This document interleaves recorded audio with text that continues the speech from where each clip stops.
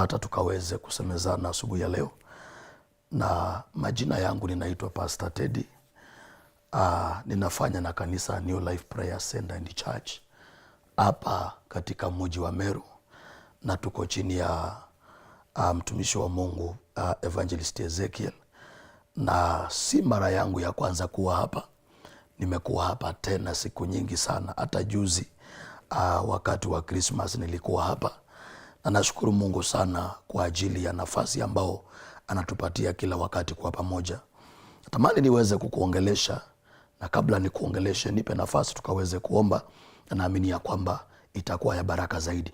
Bwana Yesu, asante kwa neema, asante kwa kibali, asante kwa nguvu zako, asante kwa uweza, asante Bwana Yesu kwa ajili ya kutukutanisha hapa asubuhi ya leo. Bwana Yesu, tenda makubwa katika ibada hii, tenda maajabu Bwana. Yeyote ambaye atahusika katika ibada hii, Bwana Yesu, ni ombi langu la kwamba maisha yake yasibaki ya kawaida. Ibada hii ikaponye wengi, ikafungue wengi, na nyota za wengi zikaweze kung'aa tena katika jina la Yesu Kristo mfalme ishi milele. Ibada hii ifanyike ya baraka, na yeyote ambaye atashiriki kwa ibada hii, Bwana Yesu, naomba maisha yake yasibaki ya kawaida. Tufundishe Bwana na ukatufungue, na Bwana Yesu, pasiwe yeyote ambaye ibada hii itamwacha mtu wa kawaida. Asante Bwana Yesu, maana wewe ni mwaminifu, na ni katika jina la Yesu Kristo tumeomba na kuamini, na mtu aseme amina.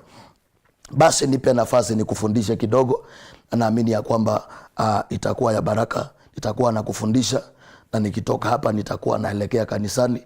Tutakuwa na ibada very powerful, alafu saa 8 tutakuwa tunatoka tukielekea kwa crusade. Tuko pale Gitembeni, tumekuwa na crusade ya baraka sana. Kwa hivyo nipe muda nikufundishe, alafu kisha nikimaliza nikupatie muda tukutane kanisani, na najua ya kwamba maisha yako haitakuwa ya kawaida. Somebody say amen.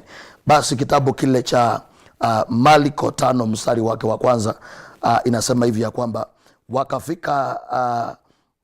wakafika ng'ambo ya bahari mpaka hinji ya Wagerasi. Mstari wa pili, na walipokwisha kushuka chomboni, mara alikutana na mtu ambaye ametoka makaburini, mwenye pepo mchafu. Mstari wa tatu, makao yake yalikuwa pale makaburini, wala hakuna mtu aliyeweza kumfunga tena hata kwa minyororo. Mstari wa 4, kwa maana alikuwa amefungwa mara nyingi kwa pingu na minyororo, akaikata ile minyororo na kuzivunja vunja zile pingu, wala hakuna mtu aliyekuwa na nguvu ya kumshinda. Mstari wa 5, na siku zote usiku na mchana alikuweko makaburini na milimani, akipiga kelele na kujikatakata kwa mawe. Mstari wa 6, na alipomwona Yesu kwa umbali, akapiga mbio akamsujudia, akipiga kelele kwa sauti kuu akisema, nina nini nawe Yesu mwana wa Mungu aliye hai? Na kuapisha kwa Mungu, usinitese, kwa sababu amemwambia, pepo mchafu, mtoke mtu huyu. Akamuuliza, jina lako wewe ni nani? Akamjibu, jina langu ni Legioni, kwa maana tu wengi. Mstari wa 10, akamsihi sana asiwapeleke nje ya nchi hile. Na hapo milimani palikuwa na kundi kubwa la nguruwe wakilishwa. Pepo wote wakamsihi wakisema, tupeleke katika nguruwe tupate kuwaingia hao. Mstari wa 13, akawapa ruhusa wale pepo wachafu, wakatoka wakaingia katika wale nguruwe, nalo kundi lote likateremka kwa kasi gengeni, wakaingia baharini, wakapata 2,000 wakafa baharini. Mstari wa 14, wachungaji wao wakakimbia, wakaieneza habari mijini na mashambani. Watu wakatoka walione lililotokea. Mstari wa 15, wakamwendea Yesu, wakamwona yule mwenye pepo ameketi, amevaa nguo na akili zake, naye ndiye aliyekuwa lile jeshi, wakaongopa. Nataka unisikize mtu wa Mungu, nataka nikuongeleshe. Huyu ni mtu ambaye alikuwa na maisha mazuri. Huyu ni mtu ambaye aliishi maisha yake. Huyu ni mtu ambaye alikuwa anafanya vitu vyake vya kumuhimidi katika maisha. Lakini maandiko inasema alipokuwa akiendelea na maisha yake, roho nyingine isiyo ya Mungu ikaingia kwa maisha yake. Listen to me, mtu anapofanikiwa ni roho iliyo ndani yake ya kufanikiwa inafanya anafanikiwa. Chochote ambacho unakifanya katika maisha ni ile roho iliyo ndani yako inakuwezesha kufanya hicho kitu. Huyu mtu alikuwa na roho ya ufanisi. Huyu mtu alikuwa na roho ya kuendelea kimaisha, na akawa chochote anakifanya kinafanikiwa. Akawa huyu mtu alikuwa na roho ya kunawiri. Lakini the Bible says ya kwamba alipokuwa akiendelea, roho nyingine ikaja ndani yake, na ile roho ya ufanisi ama ya kufanikiwa ikaondolewa. Wakati ambapo hiyo roho iliondolewa, roho iliyoingia ndani yake ilikuwa ni roho ya kumtesa. And the Bible says ya kwamba hiyo roho ilipoondolewa, listen to me, hiyo roho ilipoondolewa ndani yake, roho nyingine ikaingia. Na ile roho imeingia, siyo roho ya kumfanikisha, siyo roho ya ufanisi. Maisha yake yakaanza kubadilika, maana roho iliyokuwa ikimwendesha imeondolewa na roho nyingine ikawekwa ndani yake. Ina maana ya kwamba mtu anaweza akawa na roho ya kunawiri kimaisha, na ile roho inaweza ikabadilishwa, na anaweza akaondolewa roho ya ufanisi na akawekewa roho nyingine, na ile roho ikiwekwa ndio inaonyesha huyu mtu kile ambacho atafanya. Unaweza ukawekwa roho ya kuhangaika, ukapata maisha yako yalikuwa mazuri, lakini imefika mahali ile roho ya kufanikiwa inaondolewa na roho nyingine ya kukuhangaisha inawekwa ndani yako. Huyu mtu roho hii ilipomwingia, akuendelea na maisha yake, akuendelea kukaa kwa nyumba yake. Alikuwa anafanya vitu vya kujisaidia, lakini roho ilipobadilishwa, ule mtu maisha yake yakabadilika hapo na hapo, ukapata hafanyi chochote. Inasema ile roho ikamtoa kwa nyumba yake ikampeleka kwa makaburi. Ni nani ambaye anaweza akaacha maisha yake mazuri akaenda kuishi kwa makaburi kama roho haijabadilishwa? Asifiwe Yesu. Akaondoka kwa nyumba yake akaenda kuishi kwa makaburi. Kwa makaburi hakuna nyumba, kwa makaburi hakuna familia, kwa makaburi hakuna chakula. Na maandiko inasema na hata kule kwa makaburi alikuwa anakaa hakuwa anavaa nguo. Na maandiko inasema ya kwamba alikuwa anatembea uchi, hakujali nani anamuona, hakujali kama familia itamuona.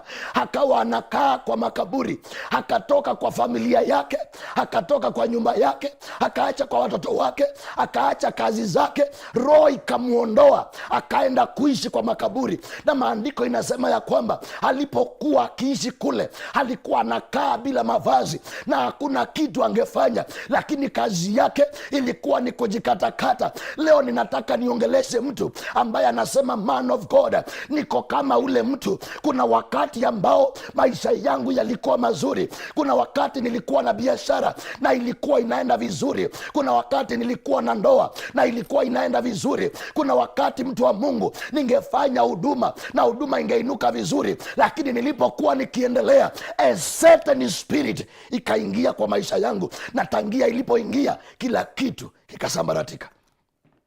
Asifiwe Yesu. Roho ikibadilishwa, mtu afanyangi vile anataka kufanya, lakini roho ndio utawala maisha ya mtu. Hii mwili ambao tuko nayo leo hii, it is just a vessel, lakini kile kina uhai wa mwanadamu ni roho ya mtu. Kwa hivyo roho ndio itaonyesha kama utafanikiwa ama hautafanikiwa. Unaweza ukawa na roho ya kufanikiwa, lakini ikabadilishwa ukawekewa roho nyingine, unapata hakuna kitu unaweza ukafanya ikafanikiwa. Watu waliokuwa juu, watu waliokuwa na majina makubwa, roho ikabadilishwa. Leo hii heshima ilienda, leo hii kazi ilienda, leo hii kila kitu kilienda. Nini kilitendeka? Na huyu mtu alikuwa anaendelea vizuri. Asifiwe Yesu. Roho ikibadilishwa uwezi ukabaki wewe.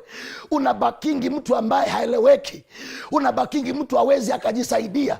Unabakingi mtu ambaye ajui ametoka wapi na anaenda wapi. Natamani kwa ibada hii nitakuombea asubuhi ya leo, na hiyo roho iliyowekwa ndani yako ya kukutesa na kukuangaisha lazima itang'olewa leo, na maisha yako yatapata mwanzo mpya katika jina la Yesu Kristo. Somebody say amen. Roho inaweza ikabadilishwa. Mtu ambaye alikuwa anaendelea vizuri, inafika mahali roho imetokea from nowhere, anaanza kuokota makaratasi. Unasikia alikuwa mwanabiashara mkubwa, unasikia alikuwa mtu alikuwa wa serikali, unasikia huyu mtu kwao ni matajiri, huyu mtu background yake ni mzuri, lakini alipokuwa akiendelea na maisha roho ikabadilishwa, na roho ilipobadilishwa akaanza kuteseka, akaanza kuhangaika, akaanza kulia. Leo natamani ni kuombee, ikiwa roho yako ilibadilishwa, tutang'oa hiyo roho, na kuna roho nyingine Bwana Yesu ataweka ndani yako, na hiyo roho ikiingia, maisha yako haitabaki ya kawaida. Amen. Praise be to God. Maandiko inasema Bwana akamwambia Samueli, nenda kwa Jese ukamutie Daudi mafuta. Na maandiko inasema Samueli alipoenda kwa Jese, akaenda akampata Daudi na akamutia mafuta. Na inasema immediately, wakati mafuta yaliingia kwake, roho ya Mungu ikatoka kwa Sauli ikaingia kwa Daudi, na roho chafu kutoka kwa Mungu ikaingia Sauli, na tangia hapo Sauli akabadilika. Nitakuuliza swali asubuhi ya leo, ni roho gani ambayo iko ndani yako? Asifiwe Yesu. Ni roho gani ambayo iko ndani yako? Sauli alikuwa anaendelea vizuri. Sauli alikuwa anaheshimiwa. Sauli alikuwa na jina nzuri. Sauli alikuwa ni mtu ambaye alikuwa na heshima. He was a king. Lakini wakati alimwasi Mungu, Bwana akamwambia Samueli, imefika masaa unitafutie mfalme. Akamwambia, nenda kwa Jese, kuna mtu nimepata huko, ukamutie mafuta. Na alipofika akamutia mafuta, roho wa Mungu, listen to this, roho wa Mungu akatoka. Alipomtia tu mafuta, roho wa Mungu akatoka kwa Sauli akaingia kwa Daudi, and from there Daudi akaacha kondoo, akaacha kwenda kwa msitu, na roho ya ufalme ikaanza kujipuka ndani yake. Kuna mtu ambaye uko hapo unanisikia asubuhi ya leo, nitakuombea leo. Kama vile Daudi roho imebadilishwa, akaacha kondoo akaanza kufanyika mfalme, nitakuombea leo. Kuna roho itabadilishwa, na roho itawekwa ndani yako, itakufanya ufanikiwe. Amen. Praise be to God. Lazima ifike mahali uchoke na hayo maisha. Uchoke na hayo maisha. Roho ya biashara unainuka, inafika mahali inaisha. Roho ya ndoa, unatamani ndoa, ukiingia kwa ndoa unapata hata ukijaribu imekataa. Why? Kufanikiwa kwa mtu utegemea na roho iliyo ndani yake. Nitakuuliza asubuhi ya leo, ni roho gani ambayo iko ndani yako? Tikisha mtu muulize, ni roho gani ambayo iko ndani yako asubuhi ya leo? Praise be to God. Ni roho gani ambayo iko ndani yako asubuhi ya leo? Kwa nini watu wanafanikiwa na ufanikiwi? Watu wanafanya vitu wanachipuka haraka sana, lakini wewe lazima ung'ang'ane. Wewe unafanyanga tu inainuka inarudi chini. Wewe unafanyanga, unafunga, unaenda kuajiriwa. Watu wanaanza mijengo wanamaliza, wewe yako ni mahali ilikwamia tu, na ukiwaza milango inafungika. Watu wanaanzisha vitu vinainuka, lakini wewe uko pale unatafuta viti vya kuingia kwa serikali. Watu wengine anaamka from nowhere anaingia tu, lakini wewe umetumia pesa, umetumia njia zote na hujaingia. Kufanikiwa kwa mtu utegemea na roho iliyo ndani yake. Situombe hiyo roho ibadilishwe asubuhi ya leo. Kuna mtu ambaye uko hapo na kuongelesha, situombe hiyo roho ibadilishwe asubuhi ya leo. Kwa nini ufanye vitu vikose kufanikiwa? Na Yesu yuko hapa, ako tayari kubadilisha roho yako. Nitakuombea asubuhi ya leo, hata kama ni kwa lazima. Hiyo roho inaokutesa lazima itakuachilia, na utaanza kufanikiwa kuanzia leo. Nasema nitakuombea asubuhi ya leo, hata kama ni kwa lazima. Hiyo roho lazima itakuachilia. Maana haiwezekani wewe ndio usongi, haiwezekani wewe ndio uinuki. Katika familia yenu watu wote wamefanikiwa, lakini wewe uko na bidii sana, lakini chochote unaanzisha kinakwama, chochote unafanya kinashindikana.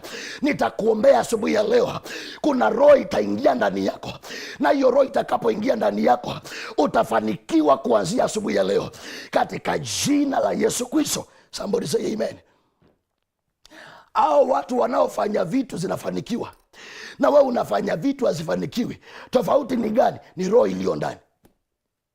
Hello, roho ikaingia ndani ya mtu alikuwa na maisha mazuri na ikamung'oa kwa familia yake, akaacha mke wake, akaacha watoto wake, akaacha kazi zake, ikampeleka kwa makaburi. Roho iliyo ndani yako imekupeleka wapi wewe? Hello, asifiwe Yesu. Roho iliyo ndani yako imekupeleka wapi? Wengine iliwatoa kwa kazi ikawapeleka kwa kuteseka. Wengine iliwatoa kwa ndoa ikakupeleka kwa roho ya ukahaba. Wengine ilikutoa kwa maisha yako ikakupeleka kuteseka. Nitakuuliza swali asubuhi ya leo, hiyo roho iko ndani yako imekupeleka wapi?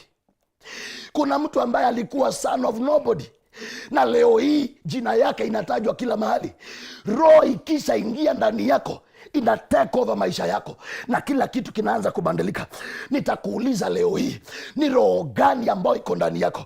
Natamani ni kuombea asubuhi ya leo, hiyo roho ya kukuangaisha na kukutesa ikuachilie roho, na ikikuachilia leo, roho ya ufanisi ingie ndani yako.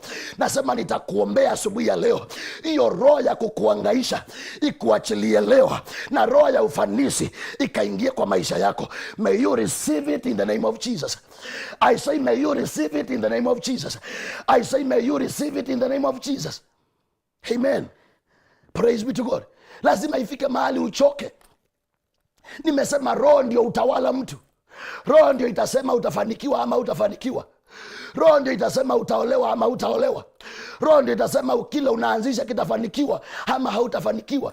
Yeyote ambao unaona ameinuka, utegemea na roho iko ndani ya mtu.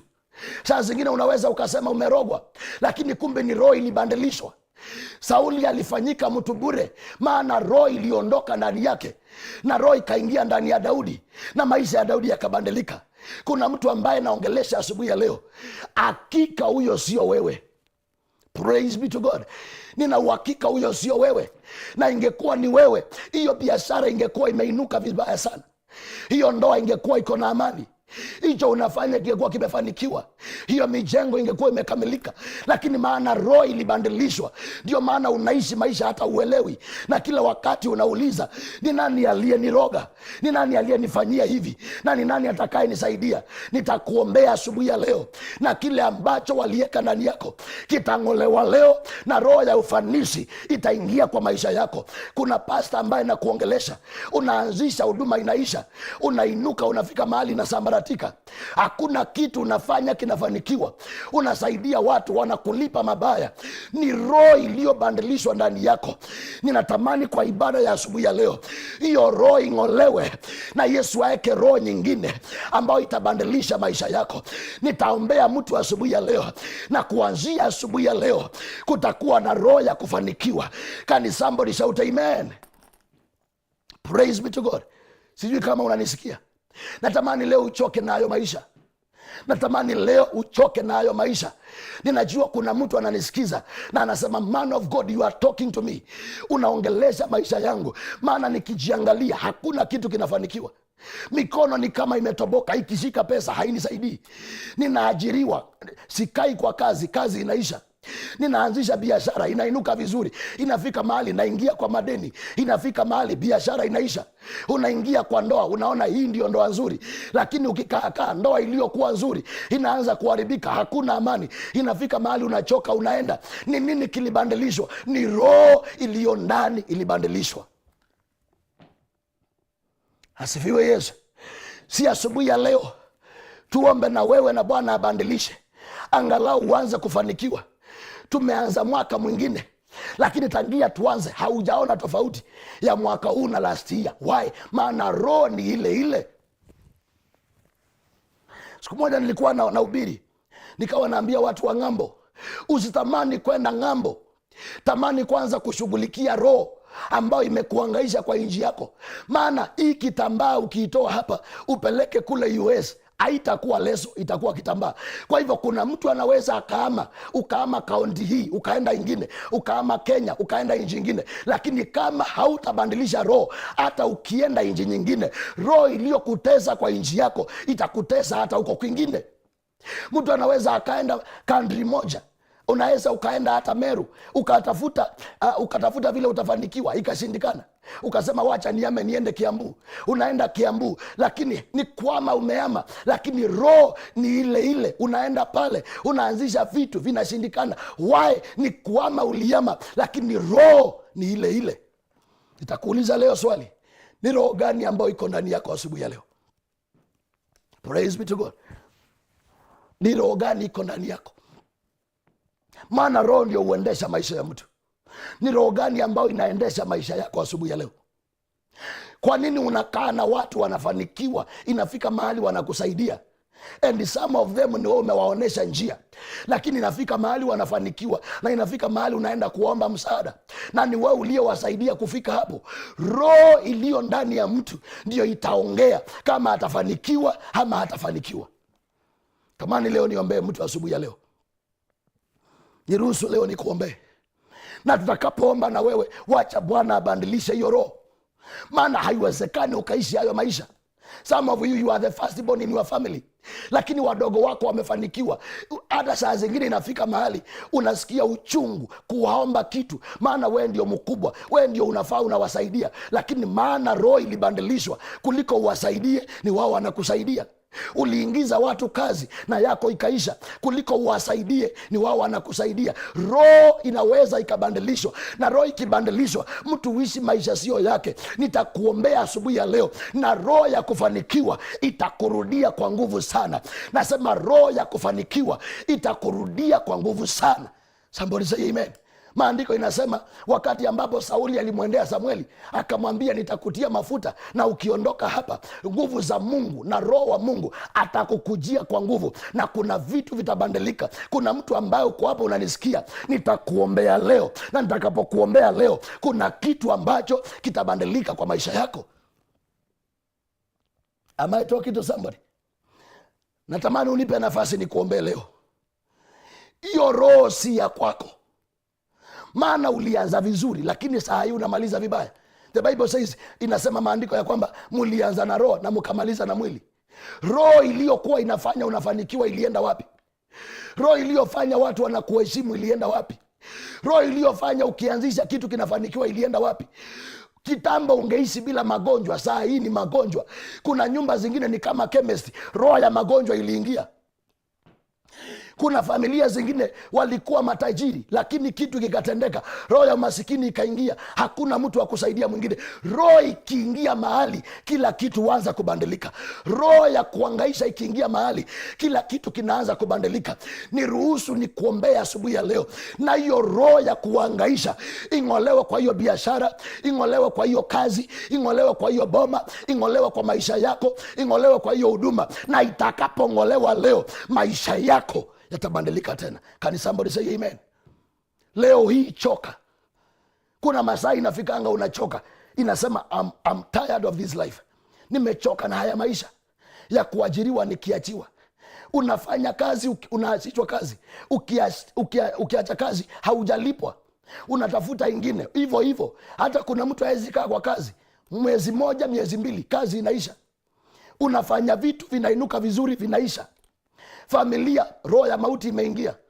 Kila mwaka familia inazika. Roho ikiingia mahali, kila kitu bandilika. Nitakuuliza swali leo hii, ni roho gani iliingia? Roho ya ajali ikiingia mahali, kila siku ukiendesha pikipiki unaona ajali. Roho ya ajali ikiingia kwa maisha yako, ukiendesha gari unaona ajali. Ni roho gani imeingia kwa maisha yako leo? Asifiwe Yesu. Ni roho gani imeingia kwa maisha yako leo hii? Natamani nitakapo kuombea, roho iliyoingia ikaleta machozi kwako, roho iliyoingia ikasababisha ukaanza kuteseka, roho iliyoingia ikaharibu kila kitu kwa maisha yako, leo hii na Bwana Yesu aiondoe. Nasema leo na Bwana Yesu aiondoe. Nasema leo na Bwana Yesu aiondoe. Na achilia roho nyingine kwa maisha yako. Yesu aachilie roho nyingine kwa maisha yako. Nasema Bwana Yesu aachilie roho nyingine kwa maisha yako. May you receive it in the name of Jesus. Can somebody say amen? Nitakuuliza swali kabla nimalize. Una uhakika hiyo roho ni ya maisha yako? Una uhakika hayo maisha ni yako? Una uhakika hiyo biashara ni ile yako? Una uhakika hiyo ndoa ni ile yako? Una uhakika hayo maisha ambayo mnaishi ndio maisha ya kweli? Roho ikiingia mahali inaharibu kila kitu.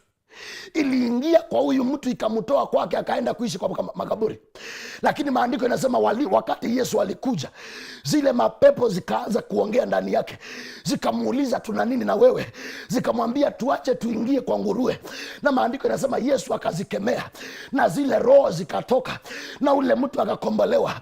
Na maandiko inasema hivi, na wakati watu walimwendea Yesu wakapata aliyekuwa havai nguo amevaa nguo, akili zake zimerudi na anasikiza Injili. Kumaanisha roho ikiondolewa, maisha ya mtu yanaweza yakakombolewa. Kumaanisha roho ikiondolewa, afya ya mtu inaweza ikaregeshwa. Nitakuombea asubuhi ya leo, hiyo roho na ikuachilie na akili zako zirudi salama. Somebody say amen. Am I talking to somebody? Am I talking to somebody? Ikiwa mtu anaweza akafunguliwa na akili zake zikarudi, na asiyekuwa anavaa nguo akavaa nguo, leo hii naweza nikakuombea hiyo roho ya kukutesa ikakuachilia, na roho nyingine ya kufanikiwa ikaingia kwako. Asifiwe Yesu. Si unipe nafasi leo nikuombee. Si unipe nafasi nikuombee. Maana ninajua kuna mtu naongelesha. Inaweza kuwa siongeleshi watu wote, lakini najua kuna mtu naongelesha anasema man of God you are talking to me. Najua kuna mtu anayesikiza na anasema mtu wa Mungu unaniongelesha. Ni masaa yako umpatie Yesu nafasi asubuhi ya leo. Ni masaa yako umpatie Yesu nafasi asubuhi ya leo. Kwanza uchoke na hayo maisha. Maana some of you mnafaa kuwa mbali sana, lakini roho ilipobadilishwa unaishi maisha ya kuzunguka. Unazungukanga tu miaka nenda rudi, maisha ni pale pale. Why? Maana roho ilibadilishwa. Maandiko inasema alipofunguliwa wakaendea Yesu wakampata ameketi, amevaa nguo na akili zake zimerudi. Kuna mtu ambaye tukiomba leo unaregeshewa kile ambacho ulipoteza. Somebody say amen. Wengine kazi ziliisha, nitakurudisha kwa kazi. Wengine ndoa ziliisha, nitakurudisha kwa ndoa. Wengine maisha yako hayaeleweki, haujui unatoka wapi unaenda wapi. Nitakuregeshea leo roho ya ufanisi kwa maisha yako. And somebody say amen. Sijui kama kuna mtu ako tayari. Nasikia kuomba na mtu. Nasikia kuomba na mtu. Because saa zingine mtu aliyefungwa hawezi akajifungua. Kuna watu utafuta vile watajisaidia, lakini hawawezi. Mtu aliyefungwa hawezi akajifungua. Aliyefungwa anahitaji asiyefungwa ndio amfungue. Kuna mtu ambaye umetafuta msaada na umekosa. Leo hii nitaomba kupitia ibada hii Yesu abadilishe maisha yako. Nasema kupitia ibada hii nitaomba Yesu abadilishe maisha yako. Kuna mtu jiandae kufanikiwa kuanzia leo. Kuna mtu jiandae chochote utafanya kuanzia leo kitaanza kufanikiwa. Maana roho iliyokuwa unafanya vitu vinashindikana itaondolewa leo. Somebody say amen. Leo nipe nafasi nikuombe. Sijui uko wapi na sijui unapitia nini, lakini nipe nafasi nikuombe. Ninajua huyo sio wewe. Ninajua hiyo biashara si ile ulikuwa unauza. Saa hii unashinda hapa unakalisha watu wakiuza. Saa hii unafikanga mahali unajiuliza ni nani aliyeniroga. Saa zingine hata unaona uoga kutembelea watu because unajua hao watu watauliza ni nini kilitendeka. Leo hii nitakapo kuombea ninajua maisha yako itabadilika. Natamani nipate mtu anasema man of God pray for me because roho yangu imebadilishwa. Roho yangu imebadilishwa. Unaweza ukaishi maisha si yako. Kuna watu leo hii wako kwa makaburi maana maisha yao yalibadilishwa na wakateseka mpaka siku zao za mwisho. Do you know Jeremiah 29:11 inasema I know the plans. Kuna mtu ambaye uko hapo bado mipango ya Mungu haijatimia kwako. Unaishi maisha ya mtu mwingine. Kuna mtu uko hapo haujawahi ishi. Haujawahi ishi maisha yako. Kama Bwana anasema ninajua mipango ni kuwaziayo, ninajua kesho yako, lakini kuna mtu ambaye maisha unaishi sio yako. Leo hii wacha mapenzi ya Bwana yatimie kwa maisha yako. Nasema leo hii let the will of God be upon your life. And somebody say amen. Kuna mtu ambaye kuanzia leo tutaomba na Bwana atafanya maisha yako yatabadilika. Somebody say amen. Am I talking to somebody? Am I talking to somebody? Am I talking to somebody? Inafika mahali unachoka. Huyu mtu alikuwa anakaa kwa makaburi na angejifungua, maana aliyefungwa hawezi akajifungua. Kuna watu wanasemanga, pastor, I know how to pray. Pastor, huwa ninaenda kwa milima. Ukienda kwa mlima nani atakufungua? Kuna mazao unahitaji mtu ambaye amefunguliwa akusaidie kufunguliwa. Huyu mtu kama Yesu angetokea, angeishi pale kwa makaburi na angekufa na hakuna mtu angemzika, maana roho ilibadilishwa. Lakini Yesu maana hajafungwa, alipotokea akamkomboa. Kuna mazao unahitaji. Wewe ni pasta, wewe ni inasesa, wewe ni mwombaji, una kanisa yako, lakini mafuta haitoshani na neema haitoshani. Kuna mtu anaweza akaingia kwa anga yako na kila kitu kikabadilika. Nitakuombea leo na maisha yako yatabadilika. And somebody say amen. Praise be to God. Am I talking to somebody? Leo tamani Yesu abadilishe maisha yako. Nasema leo tamani Yesu abadilishe maisha yako. Nataka mtu ambaye amenisikiza anasema, man of God, pray for me. Praise be to God. Nataka mtu ambaye anasema, man of God, nimekusikiza and I'm tired. Ni mimi unaongelesha na ni kama Yesu amenituma. Naomba leo hii iwe ni wewe Yesu amenituma kwako, na after ibada hii unitafute unipatie ushuhuda, because kuna mtu ambaye najua Yesu anamuongelesha leo, na after ibada hii tukishaomba, ninajua maisha yake haitabaki ya kawaida. Naomba huyo mtu awe ni wewe kwa jina la Yesu. I want to pray for you. I want to pray for you. Na kuna mtu ambaye uko hapo, hii maombi haitakutosha. Kuna mtu itabidi ufunge virago useme, ninaenda kanisani leo. Hiyo kanisa ya New Life nitakanyanga leo, maana hiyo madhabahu inaweza kuwa ndio itabadilisha maisha yangu. Praise be to God. Na kama kuna mtu uko hapa, unaweza niruhusu leo niwe pastor wako. It is okay. Inaweza ikabadilisha maisha yako. Huyu mtu akasema nimechoka. Hata wakati aliona Yesu alikimbia, akamwambia I'm tired. Nipate mtu atasema nimechoka na hii ndoa ina amani. Nimechoka na biashara. Hakuna biashara sijafanya, lakini zote ninaanzisha zinaisha. Ninaanzisha zinaisha. Jana nilikuwa naombea ndugu moja pale kwa Crusade Kitembeni. Akawa ananiambia, pastor, nilifungua kazi kubwa ya masimu na nini, ikaisha. Akafungulia mke wake, ikaisha. Akamfungulia nyingine, ikaisha. Akamfungulia nyingine, saa hii imeisha. Akaniambia, pastor, ilikuwa twende tuuze hizo vitu na tuachane na biashara. Why? Roho isipokuwa ndani yako, hata uanzishe hapo Town Center utafunga, maana watu watakupita, wataenda kwa mwingine, maana roho ya ufanisi haiko ndani yako. Kuna watu hufanya biashara mahali kuna watu, nitafutie Town Center. Hauhitaji Town Center, unahitaji roho ya ufanisi. Hata ukifungua huko kwa msitu, watu watakuja huko. The Bible says Isaka alienda, akaenda kule kwa msitu, akaenda akalima huko, na maandiko yanasema alivuna 100 kwa 100. It is mtu ambaye hana roho anatafuta kufanya biashara Town Center. Ni mtu ambaye hana roho anatafuta mahali kuna watu. Mtu aliye na roho ataleta watu karibu na yeye. Nitakuombea hiyo roho kwa jina la Yesu. Praise be to God. Watu wanatafutanga, pastor, niombee, nataka nipate nyumba ya biashara Town Center. No, uhitaji Town Center, unahitaji roho. Hata ukienda kwa msitu, roho ya ufanisi ikiwa ndani yako itatoa watu Town Center, itawaleta huko. Naomba hiyo roho ingie kwako kwa jina la Yesu. Naomba hiyo roho ingie kwako kwa jina la Yesu. Chochote unafanya, wacha roho ya kufanikiwa ikakuongoze kwa jina la Yesu. Somebody say amen. I want to pray for you. I want to pray for you. Sijui kama uko tayari.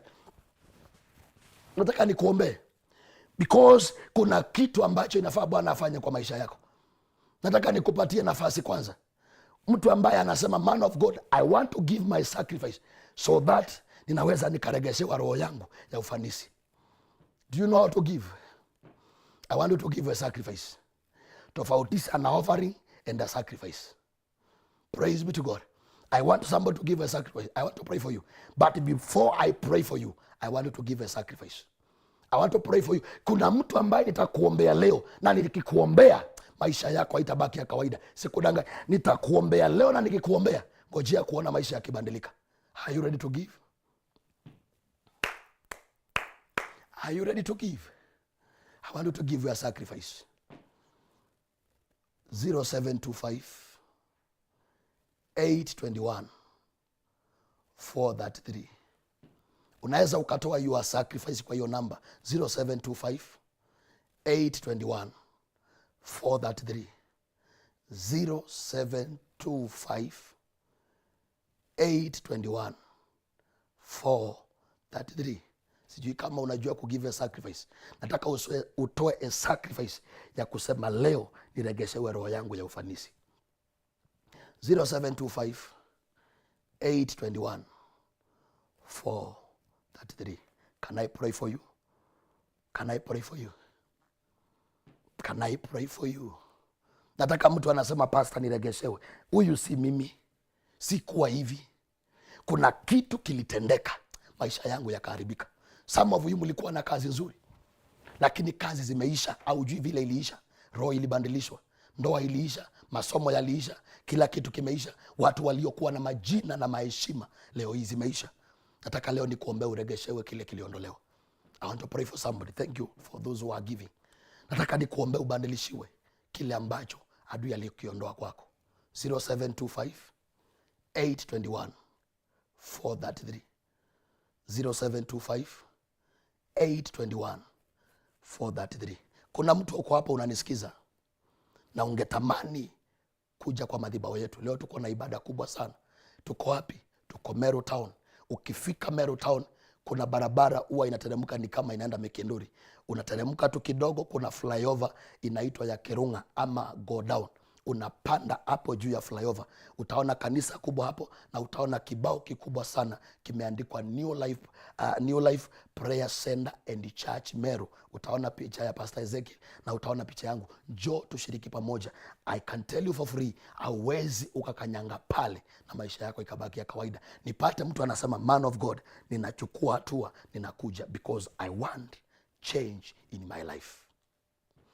Distance is not a barrier. Unaweza ukalipa gharama ukasema ninaenda kwa hayo madhabahu, and I know nikikanyanga hapo maisha yangu haitabaki ya kawaida. Tutakuwa na ibada ya kipekee. Ibada zetu zinaanza saa 3. Nikitoka hapa naenda kanisani. Ikifika saa 8 namaliza ibada, ninaenda kwa crusade pale Kitembeni. Ukiingia ni kama unapanda kwa Ndambe. Hapo tuko na crusade hapo. Itakuwa ya baraka. Tumekuwa hapo Friday, tumekuwa hapo jana, na tunamalizia leo. Itakuwa ya baraka zaidi. Nataka mtu ambaye anasema, man of God, sitaki hiyo neema inipite. Sitaki hiyo neema inipite. Nataka niingie kwa hiyo neema ibadilishe maisha yangu. Thank you for those who are giving. Nimeambia mtu ambaye anajua hayo maisha si yake, and unaweza ukagive a good sacrifice ukasema hiyo iregeshe maisha yangu. Tumia hiyo namba ya 0725 821 433. 0725 821 433. I want to pray for you.